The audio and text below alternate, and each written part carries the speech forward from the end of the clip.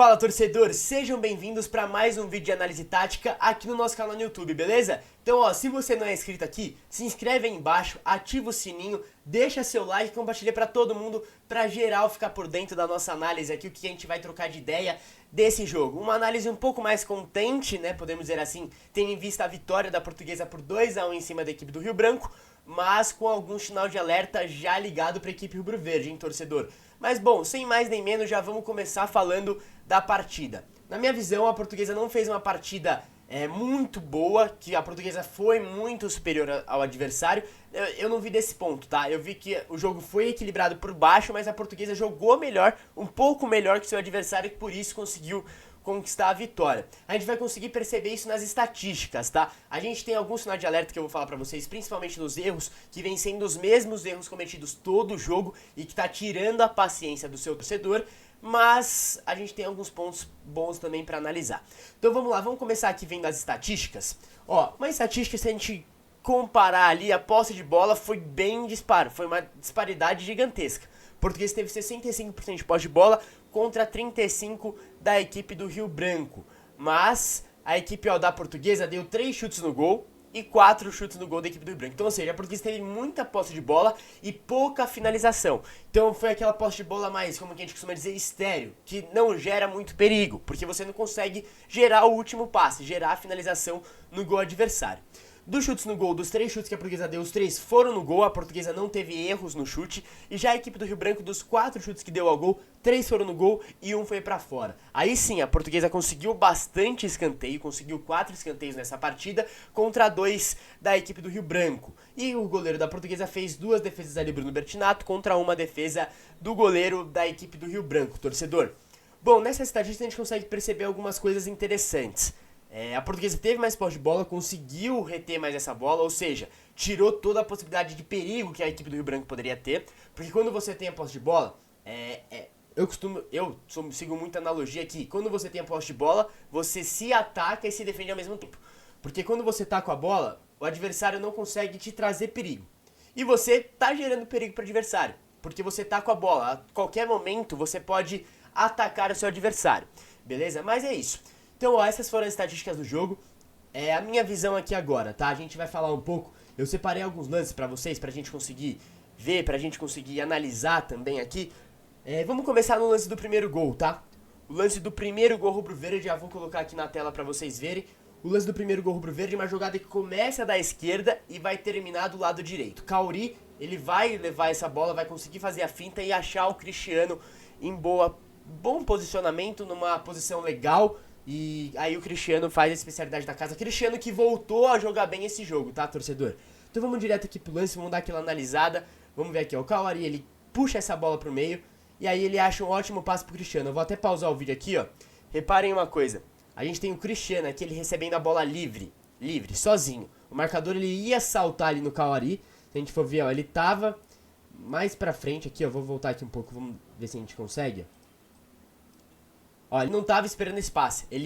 No que o Cauri cortou, ele já foi fechar o meio esse marcador. E aí o Cristiano recebe a bola com liberdade. E aqui eu peguei alguns posicionamentos importantes, ó.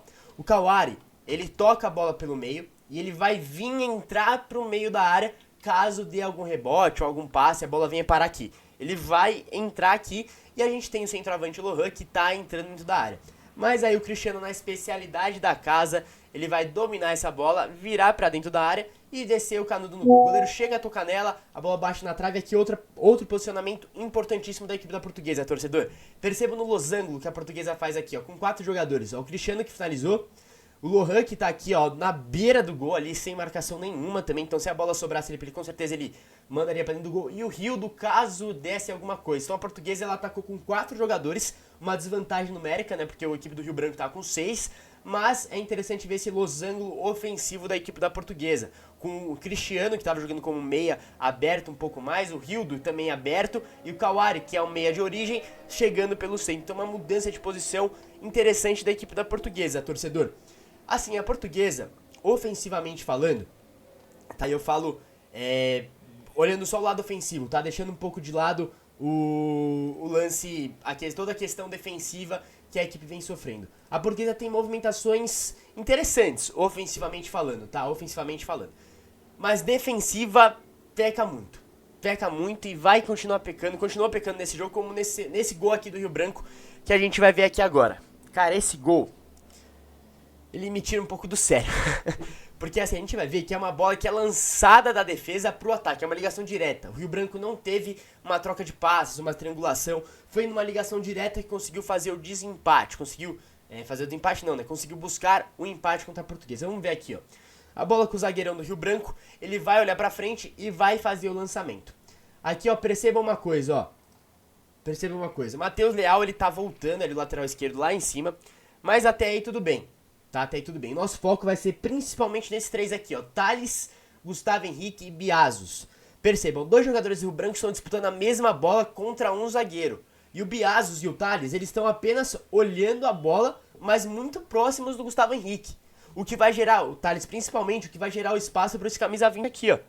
Esse camisa 20 aqui, ele recebe essa bola livre. 26 aqui, se eu não me engano. Ele recebe a bola livre. Então, assim, 2 contra 1, em teoria, quem vai ganhar no jogo aéreo é a equipe do Rio Branco. E foi o que aconteceu na prática, tá? Então, eles ganham no jogo aéreo e a bola vai sobrar completamente para o jogador da equipe do Rio Branco, que vai ter calma para dominar, porque o Thales, ele não vai em cima, ó.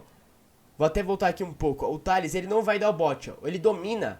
O Thales, olha a distância que o Thales está do marcador. Aqui já era pro Thales estar aqui em cima, mordendo, beliscando, pra não deixar. E aí aqui mais um erro da defesa, porque a gente vê, ó, 3 jogadores do Rio Branco contra 2. E um deles é o Biazos, que tá voltando. Ou seja, se o 26 aqui do Rio Branco, ele me toca essa bola pelo meio, ia ter 2 jogadores do Rio Branco ali, tá? Ia ter 2 jogadores do Rio Branco pra possivelmente fazer o gol. Mas ele consegue virar, finalizar, e a bola desvia, e acaba entrando no fundo do gol. A bola desvia, acho que no próprio Thales que a bola bate, ó. A bola bate no Thales e entra no fundo da rede e não deu pro goleiro Biazos. Cara, é uma falha que assim a gente vê acontecendo frequentemente na equipe da Portuguesa, tá? Falhas defensivas. O Thales não vem vindo muito bem, tá? O Thales vem sofrendo bastante no que se diz questão de marcar. O Matheus Leal também vem sofrendo bastante. No segundo tempo, nesse jogo em específico, a gente teve a volta no banco de reservas do Paulinho Curuá e do Tauan. O Tauan já entrou no jogo ali no segundo tempo, no intervalo da partida, e já deu uma certa melhorada, mas isso a gente vai falar daqui a pouco. Uma coisa que eu queria que vocês prestassem atenção agora, eu pelo menos percebi isso bem no jogo, quando a Portuguesa sofre gol, a Portuguesa, ela tem um abalo emocional ali, psicológico, fortíssimo. A Portuguesa, toda vez que sofre gol, mesmo jogando em casa, jogando fora de casa, a Portuguesa, ela não consegue lidar bem com o gol sofrido, tá? Não lida bem com o gol sofrido. E isso vai impactar diretamente nas decisões que os jogadores vão tomar dentro do campo. Eu peguei alguns lances aqui que foram após o gol de empate do Rio Branco, no campo de ataque, tá? A Portuguesa errou passe, errava passe de 1, 2 metros, passe que não era pra se errar. Tudo bem, começou a chover, o campo ficou pesado, mas mesmo assim, dava pra ver que a culpa não era do gramado, a culpa era de jogadores que se abalaram com o gol sofrido, tá? Se abalaram com o gol sofrido. Eu peguei aqui um lance pra gente analisar, que é um lance do chute do Lohan. Já no final, ali na reta final do primeiro tempo, o chute do Lohan, o Cristiano, ele vai receber essa bola, ele já vai tocar de primeira pro Lohan, e aí, ó, aqui perceba uma coisa, ó. O Lohan, ele tá sozinho, tá 3-3, ó. Se a gente analisar esses 3 aqui da equipe do Rio Branco, tá 3-3. Não vou nem considerar aqui o Kawari com o outro, tá? Mas tá 3-3. Ele tinha a opção de tentar o passe pro Cristiano, que tava passando aqui. Ele tinha a opção de tentar o passe pro Rildo, que tava sozinho ali entre os marcadores. E ele simplesmente não olhou. Ele nem sequer quis levantar a cabeça. Ele foi de cabeça baixa mesmo e resolveu bater pro gol. E aí a bola, ele já dominou já pensando em bater pro gol. Ele nem pensou em cogitar dar esse passe. Porque aqui, se a gente for ver, ó, mesmo depois, ó, o Cristiano, ele tem uma liberdade. O Cristiano tem a liberdade na hora do chute, ó. O Cristiano tem total liberdade, porque o zagueiro tá de costas pra ele. O passe mais difícil seria pro Rildo, concordo. O passe mais difícil seria pro Rildo. Mas o Cristiano tava com liberdade pra entrar na mesma posição que ele já tinha feito gol, tá? E ele tinha feito outro gol, só que foi anulado por impedimento, da mesma posição, recebendo a bola nesse mesmo setor aqui. Então, assim, isso mostra muito o psicológico da equipe da Portuguesa, tá? Mostra muito o psicológico da equipe rubro-verde, que aí ele resolve finalizar e manda por cima do gol. Outro lance que também aconteceu foi algo parecido, também após, ali mais na reta final do primeiro tempo ainda, após a Portuguesa ter sofrido gol. Vou mostrar aqui pra vocês. É o lance que o Cristiano recebe essa bola aqui na linha de fundo e ele vai realizar o cruzamento para a área pro Kawari. Kawari e Hildo vão estar praticamente livres dentro da área. E aí o Kawari vai tentar no primeiro momento dar o passe pro Hildo, mas não vai conseguir. Aí ele toma outra decisão e acaba que não dá certo a jogada. Vou mostrar aqui pra vocês. O Cristiano faz o cruzamento e o Kawari, na minha visão, ó, ele tentou dar esse passe pro Hildo aqui de peito, tá? Ele tentou de peito dar o passe pro Hildo. Eu acho que era a melhor opção ter tentado o passe pro Hildo, mas não sei se de peito. Eu acho que se ele antecipasse, desse um passinho pra frente, ele conseguia tocar essa bola de cabeça aqui pro Hildo, tá? E aí ele não vai conseguir dar essa bola aqui pro Hildo, e aí ele dominou errado. No que ele dominou errado, ele vai girar e vai bater. E pra mim esse erro cai muito... vou voltar aqui um pouco, ó. Porque a bola tava muito boa pra ele, ó. Cai naquele erro psicológico. Tipo, uma indecisão. Eu não sei se ele queria dar o passe, se ele ficou indeciso de dar o passe ou não dar o passe. Mas mais um erro que eu vejo, muito erro psicológico da equipe rubro-verde nessa partida. Aí, perfeito, torcedor. As equipes foram pro intervalo no 1-1, estava chovendo, o campo estava pesado. Na minha visão, tá? Na minha visão, a Portuguesa não fez no primeiro tempo, não terminou o primeiro tempo de forma muito boa. Tanto que até o técnico Cauã de Almeida saiu no intervalo sendo bastante xingado e criticado pela própria torcida. Mas a Portuguesa volta no segundo tempo com algumas alterações, com 2 alterações. Ela colocou, se eu não me engano, era o Igor Torres e o Tauan, tá? O Tauan, ele já volta. Cara, e eu quero falar principalmente dessa mexida do Tauan.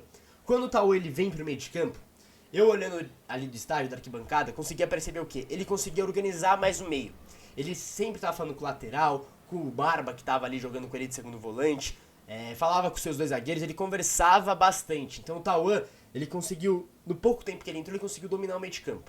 Ele dominou o meio de campo pro verde e foi uma peça fundamental e chave pra virada da Portuguesa, tá? Pra virada de chave da Portuguesa. Porque a Portuguesa termina o primeiro tempo muito mal. Muito mal. Termina o primeiro tempo com o emocional lá embaixo, com a autoconfiança lá embaixo. E o Tauan, ele vem, ele dá mais combatividade pra esse meio de campo e também consegue ajudar na criação. Certo? Então eu vou pegar aqui, eu peguei mais um lance, que é um lance que o Tauan principalmente ajudou a construir aqui no segundo tempo, tá? Vou colocar aqui na tela pra vocês. A bola tá aqui em disputa, o Biazos ele vai disputar a bola e a bola vai sobrar ali com o Barba, que vai fazer o passe pro Tauan.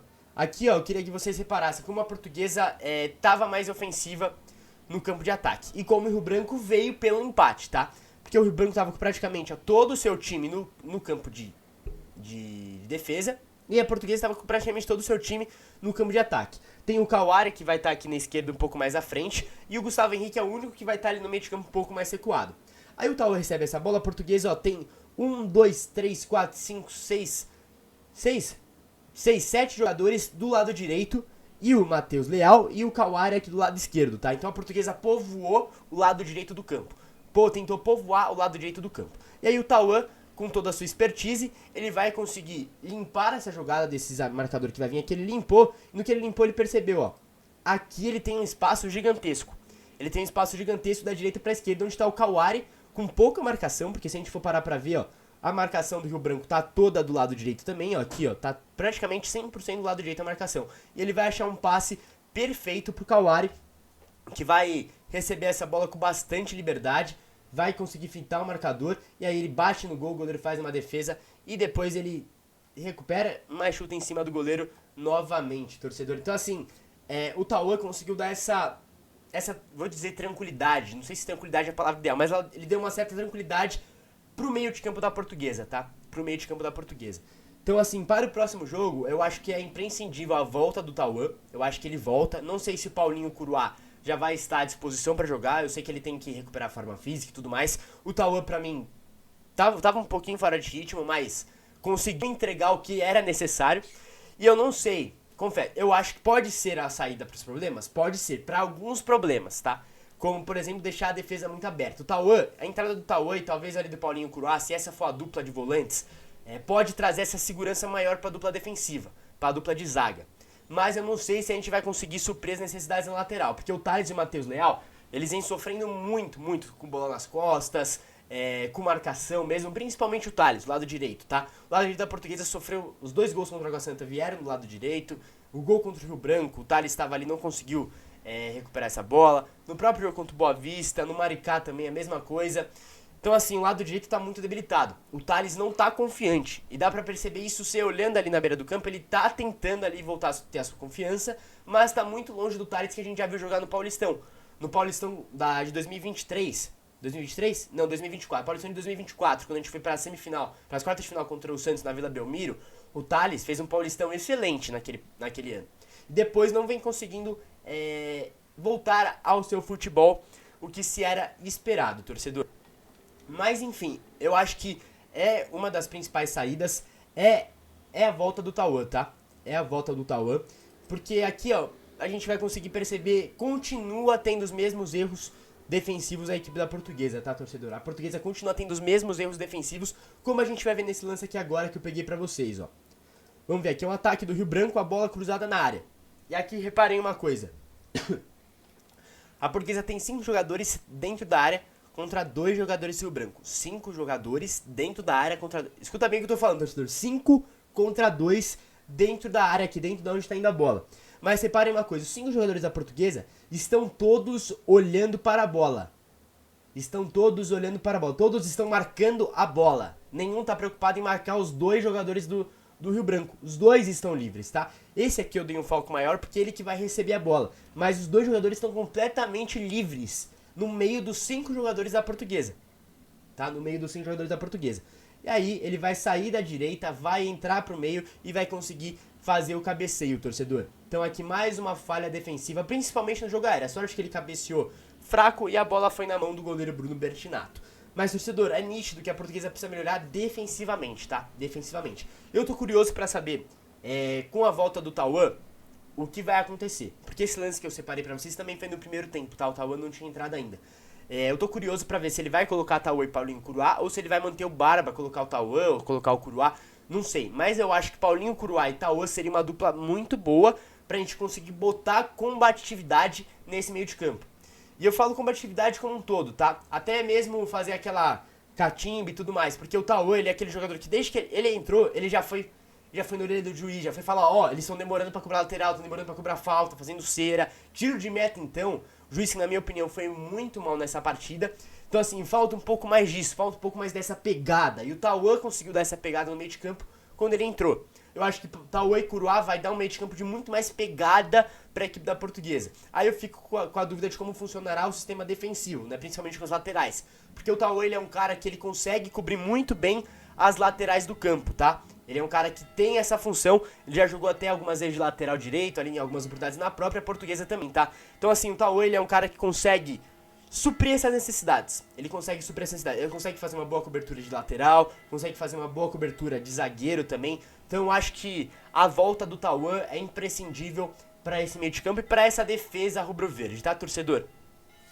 No mais é isso, a Portuguesa volta a campo no próximo sábado às 5 horas da tarde, tá? O jogo vai enfrentar, o jogo vai pela 5ª rodada, pega a equipe do Porto Vitória lá no Espírito Santo.